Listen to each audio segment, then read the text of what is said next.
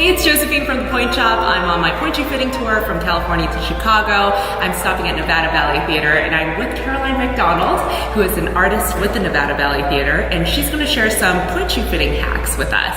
Okay, so we're going to talk about your shoes and all the wonderful things that you do to them, all the scary things that you do to them. What kind of shoes do you wear right now? I wear Free Classics, and they are my special makeup ones, so I have a lot of customizations that I've had them do to the original shoe. Okay, so what kind of customs do you have on your shoes?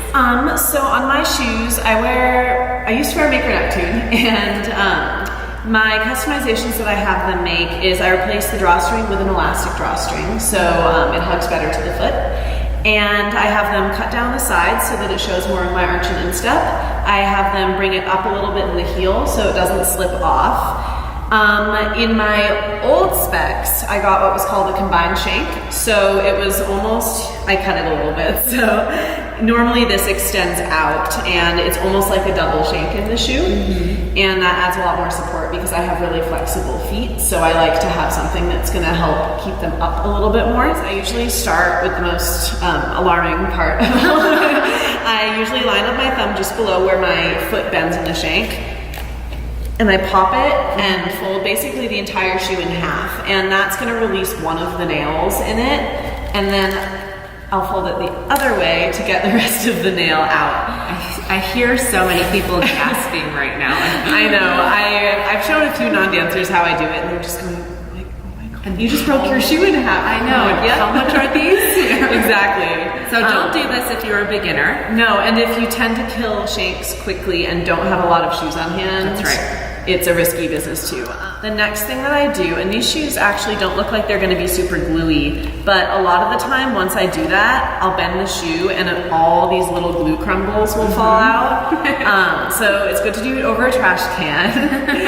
And the next thing I do, you can see here now there's two different nails that are visible. And in my new specs, actually, they're not gonna have this nail anymore, so it'll save me an extra 30 seconds whenever I break in my shoes. Because I then peel back this little insole, and since they're sharp on the bottom, I use scissors to pop out the nail. And for me, getting rid of that nail lets the shank bend and mold more to my foot as opposed to holding the two sections together. And you can see now, the shank is broken right here on the inside, and I like that because it kind of shows me where I need to then begin modifying. I usually take this part of the shank, and this is where you have to just use some brute force. I cut that off because it doesn't really do me any good because I just need the support up to there, and past there my foot bends anyway. So. Yes, because you're a strong dancer.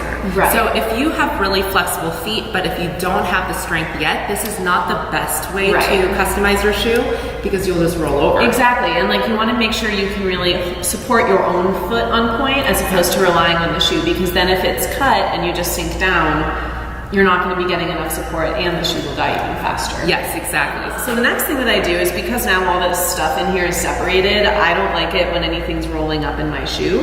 So I will take, this is actually what I use for my toe tape as well. So it's super easy. I always have it on hand, and I'll just wrap the inside like this. So it's nice and smooth too. It's nice and smooth, and it actually gives a nice little bit of cushion on the inside, which sometimes you do notice if you've been standing on your feet all day. The shank kind of tends to dig into the heel. So I like having this there, and then it keeps everything just kind of attached together.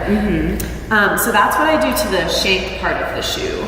And from there, I will usually step on the shoe.